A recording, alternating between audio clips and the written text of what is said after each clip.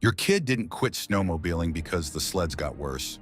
They quit because we made it impossible for them to start. And I can prove it, because between 1971 and 2025, snowmobile registration in America dropped nearly 65%, from 2.9 million active riders to roughly a million today. That's not market evolution, guys. That's generational collapse. And the part nobody wants to admit is that we did it to ourselves. Let me show you what really happened. In 1971, the average American snowmobiler was 28 years old. Today, it's 54 years old. We aged 26 years while the calendar moved 53 years forward. The International Snowmobile Manufacturers Association released participation data in 2019, showing that only 11% of active riders were under age 35. 11%. A sport survives when young riders replace aging ones. We're watching the opposite happen in slow motion. Michigan had 387,000 registered snowmobiles in 1997. By 2025, that number hit 168,000, more than cut in half. Wisconsin went from 294,000 registrations in 2000 to 186,000 in 2025. Minnesota dropped from 265,000 to 179,000. Every major snowbelt state shows the same pattern: steady, relentless decline. And before you blame climate change or lack of snow, let me stop you right there. Canada's snowmobile sales increased 14% between 2010 and 2020. Same climate, same snow conditions, different approach to the sport. Think back to your first sled. Most of you watching this didn't start on something new. You start on something old, used, probably beat to hell. Your dad's buddy sold it to him for $200. Maybe your uncle had one rusting in the barn he gave you for free. It didn't matter that it was a 1972 Ski-Doo Olympique that smoked like a freight train and maxed out at 35 miles per hour. It ran, it moved, you learned on it. That pathway doesn't exist anymore. Used sleds from the 1990s and early 2000s are either completely worn out or selling for collector prices. Nobody's giving away a 1997 Polaris Indy 500 to a kid learning to ride. And newer used sleds, a 2015 model still costs $4,500 to $7,000. So the entry point became expensive no matter which direction you approach from. The manufacturers killed the cheap sled market by abandoning entry-level models. In 1985, you could walk into a Polaris dealer and buy an Indy 400 or a lower-spec Indy 250. Same chassis, smaller engine, fewer features, cheaper price.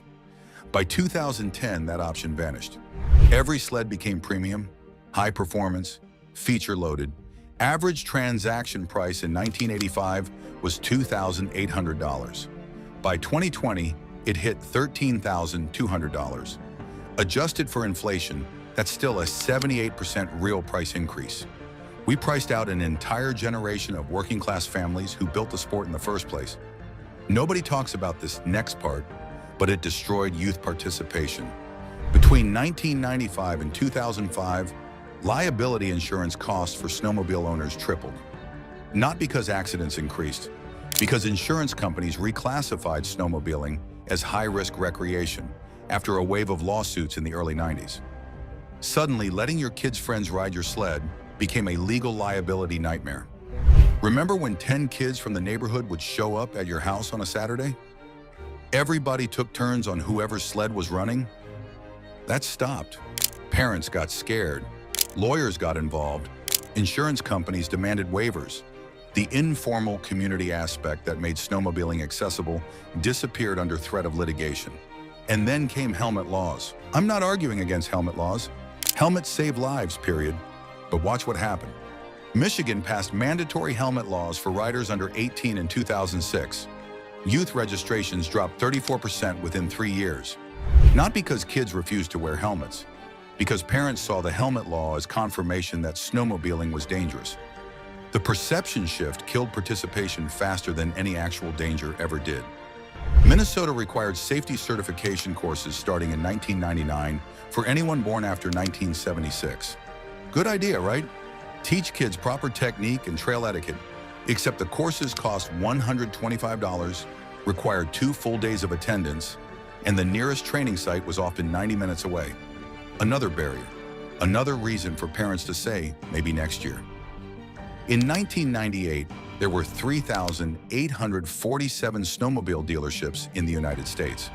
By 2023, that number dropped to 1,214, more than two-thirds gone. Small-town dealers who'd been selling sleds since the 1960s couldn't survive on margins that kept shrinking while inventory costs kept rising.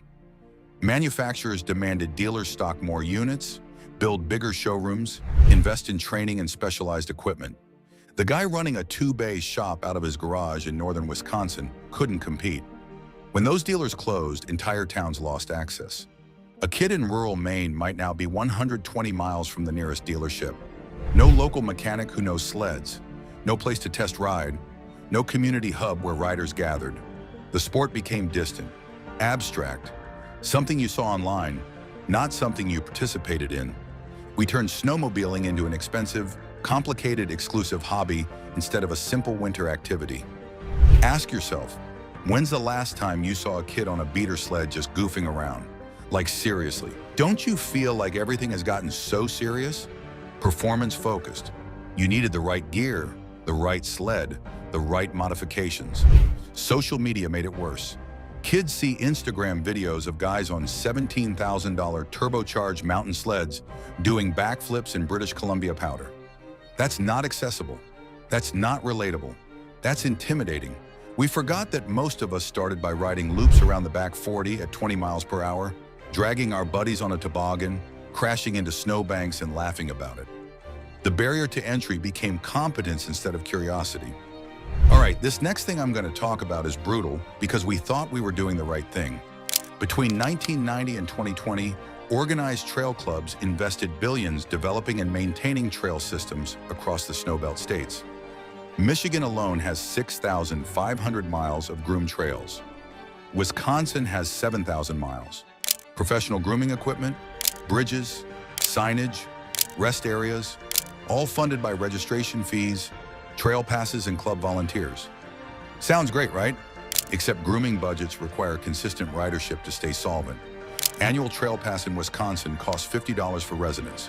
Sounds reasonable, but clubs need to sell 15,000 passes just to cover grooming costs for 200 miles of trail. When ridership started dropping, clubs had to raise prices. Wisconsin's pass went from $30 in 2005 to $50 in 2015. That sort of created a death spiral. Higher prices drove away casual riders. Fewer riders meant less pass revenue. Less revenue meant worse trail conditions. Worse conditions drove away more riders. And those premium groomed trails discouraged the casual exploration that built the sport. In the 1970s, you rode wherever there was snow. Across fields, through woods, up logging roads. By 2010, trail clubs and landowners restricted off-trail riding. Liability concerns, environmental regulations, property rights. So you couldn't just wander anymore. You paid for access to designated trails or you stayed home. That fundamentally changed the experience. Next, electronic fuel injection. Reverse gear is standard. Heated seats and handlebars. Digital displays, turbos, intercoolers. All amazing technology, all completely unnecessary for a beginner. But manufacturers don't sell basic sleds anymore because profit margins on basic sleds don't support dealership networks. A dealer needs to make $2,500 profit per unit to stay in business. That's easy on a $15,000 sled with 35% markup. That's impossible on a $6,000 sled with 22% markup. So the industry collectively decided to abandon the entry-level market. Arctic Cat discontinued the Z120 Youth sled in 2016. Polaris kept the 120 Indy, but stopped improving it. Ski-Doo's MXZ120 hasn't had a meaningful update since 2009. They're not interested in recruiting new riders. They're more focused on selling premium machines to aging fans who have money. That's a business strategy for short-term profits and long-term extinction.